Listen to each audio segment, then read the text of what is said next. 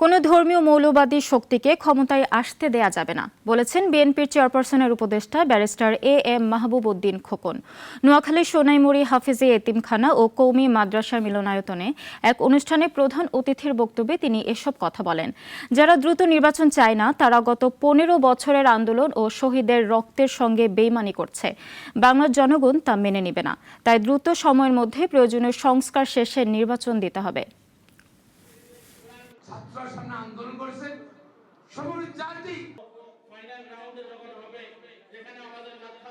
আন্দোলন সংগ্রামে মৌলবাদীরা অগ্রণী পালন করছে। সুতরাং আমরা ইসলাম প্রচার করতে হবে, আমল করতে হবে। পাশাপাশি বাংলাদেশে যারা ধর্মীয় মৌলবাদের জন্য প্রতিষ্ঠিত চেষ্টা করে তাদের আমরা হুঁশিয়ার থাকতে হবে। 250-টিরও বেশি ডিজাইন অপশন নিয়ে ওয়ালটন স্মার্ট ফ্রিজ, বোঝে আপনার প্রয়োজন।